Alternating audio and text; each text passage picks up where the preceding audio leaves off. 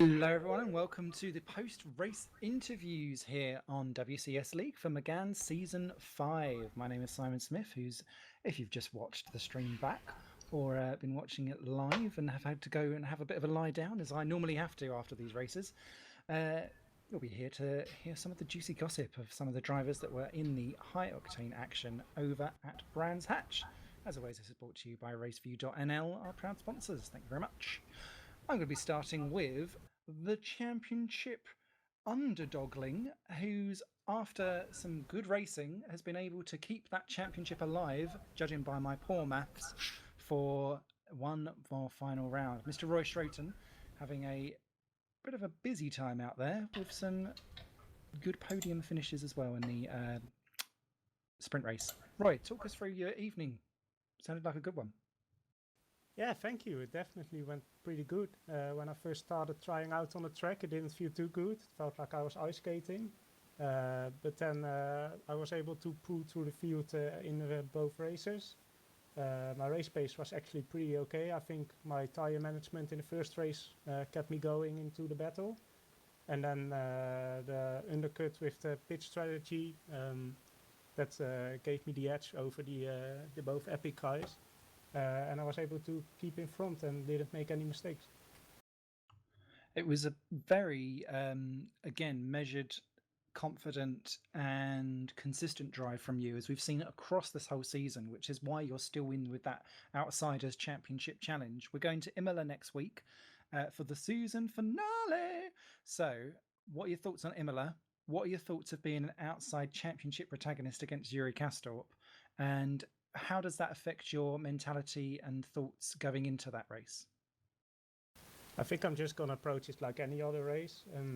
I've been in the same situation 3 years ago against Jason Muscat, and I didn't get it then because Imola's obviously quite a tricky track. Also with these cars, it's very close, and some small contact can lead to some big results. So it's always a bit dangerous there, I must say.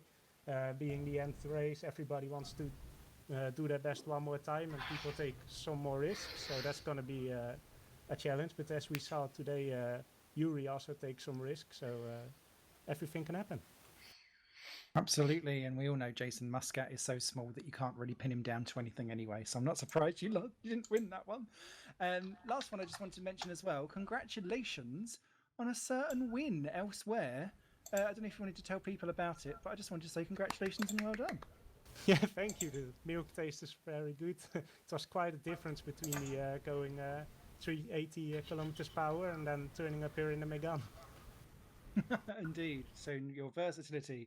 Well, I know you need to dive off, Roy, so thank you very much for joining with us, and best of luck to yourself and, of course, to Yuri Kastorp for the season finale, and may the best man or win. Thank you. See you next week.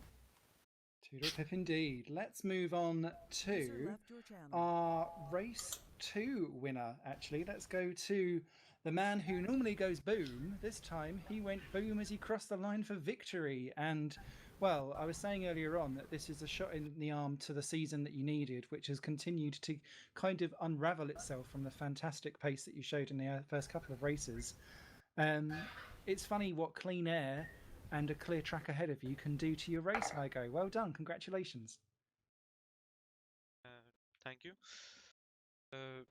Clean air definitely helps, but race 1, I think I would have had the pace to grab a podium, but I got taken out in the start. It was Stefano who walled and just collected somebody, and that just happened to be me. But yeah, the race 2, my plan was from the beginning push out ahead as far as I can go, and then manage the tires what were there at the end of the race, because I did push at the start. So the plan went just as planned. So I'm really happy with that, and it definitely was a boost after I've been flipping every round. Definitely, definitely. In fact, I was waiting for the post-race penalty, then the fact that you hadn't been on your roof, so he was going to add another half a minute to your time, just so that we could ruin it for you. So, as the new winner in WCS Megane, how will you be celebrating it this evening? Just being chilled out, enjoying my time. Not even a I beer? I might have one, yeah. But at least I don't have to come out of the race feeling bad after I've just felt bad for 3 rounds now, I think. Mhm. So it's just a good, just chill and relax after you actually like got a good result. So it's the morale boost. Great. No, so I will not hold you any further. Go off and enjoy. I go very much well deserved, and we look forward to seeing you on the season finale at Imola next week. Maybe a repeat performance may happen. Okay, let's move on to one of the subplots that's been going on throughout season 5 of the Megane series here on WCS. And that's a little bit of sibling rivalry that's been going on. Caitlin Penny and Peter Jones, for those of you who are uninitiated in the chats or elsewhere, are siblings of the rivalry variety. And it was definitely rivalry today. And we'll start off with Caitlin first, if you don't mind. Hello. Just to talk us through, hello. Talk us through the insane carnage and confusion and what I can only describe as anime best final lap decisions to be going on race 1, where if I'd have remembered it, I would have shouted "Nani!" about 10 times. It was a bizarre race.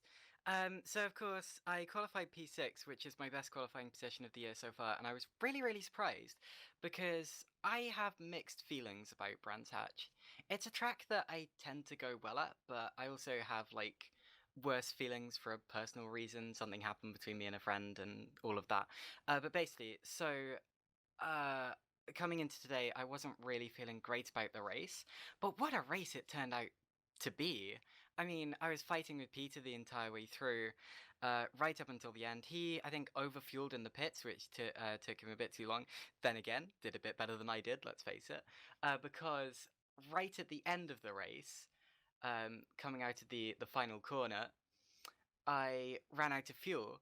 If I put in one more liter, I could have done it, but no, I ran out of fuel, and I had to coast across the line. And I saw Peter going through, and I thought, oh golly, no, he's got me. And then he slowed, and and let me through again. And honestly, to tell you how unexpected that is, me and Peter have been rivals for our entire lives. You know, we have dedicated our lives to beating each other, and somehow the one time that it looks to be an easy victory for Peter, despite including the fact he's actually behind me in the championship, so he needed those points, he slowed and gave the place back, and I was like, what? What the heck? Yeah, at least he knows I wouldn't do the same for him. Race 2. Race 2, I had a big spin on lap 2. I was gutted because race 1 had gone so well, and I hadn't made a mistake. And I must admit, I've made quite a few mistakes in this season so far. So, race 1 was promising. Race 2 had a big spin, dropped to the back. I did, however, get to overtake Yuri Kazdorp twice, and not many people can say that, so I'm proud of that. One of those times was when he was crashing with Peter, although the other time was on the second lap of the race. It was on the road going down into Paddock Hill, and it was probably my favourite move of my sim racing career so far, or at least one of them. So I was quite proud of that. But overall, just, oh my word, what a race weekend. Absolutely, and just to bring Peter in on that one, just to give your version of events, particularly on the race 1, why did you Okay. feel like you should slow down for Caitlin so that if it was her issue with the fuel, is that not finders keepers, winners reapers? Probably any normal day it probably would have been. I think one of the main reasons, and I keep telling Caitlin this, is because it was such a good battle in the race. I don't know how much of that you may have caught on broadcast, but it was Plenty. we were swapping positions. I was trying to find a way through left, right, and centre, and actually a bit off the road as well, as you saw my ambitious move. But overall, it was too good of a battle to just let it end like that, and I knew that Niranhan was a bit too far behind to overtake either of us, so I just kind of slowed and let her take the position. Well, that does have some championship connotations. As Caitlin was saying, before you came into these races, Caitlin was already 6 points ahead.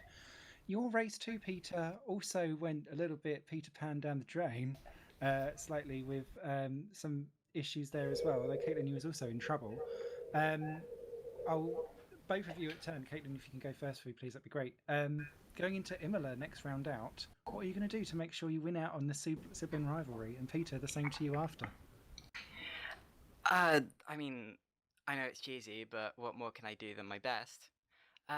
Imola, last time I raced here with the WCS League went awfully. Race 1 and 2 issues in both.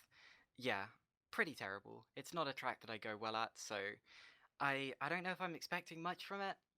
Although, I don't know, I wasn't expecting much from today either, so I'm going to give it my best shot. And Peter. What was the question again? Sorry, I was. How are you going to make sure you beat Caitlin? Speed. That's. I mean, I can't do much else than go fast. So, I think she appears to be really good at the pit stops. So that's probably going to be the time where I lose out the most. So I think if I can nail that and just keep the racing clean, unlike today, then I should be golden. So I'm kind of just looking for that. Wow. I'm looking forward to seeing the conclusion of the sibling rivalry. And I know it will run in WCS, but I do like a subplot. And this has all the makings of a juicy little one to keep an eye on, particularly, I think, on the reverse grid race, where generally, if there is something coming out of a rear end, it will be going down the creek for most people in those races. So, thank you very much to Caitlin, to Peter, to Hygo, and to Roy for joining us for some post-race comments. Make sure you stay tuned here. Imola coming up on Monday, the 8th of July, 7:45 UK time. Adjust your times for wherever you are in the world. You don't want to miss it.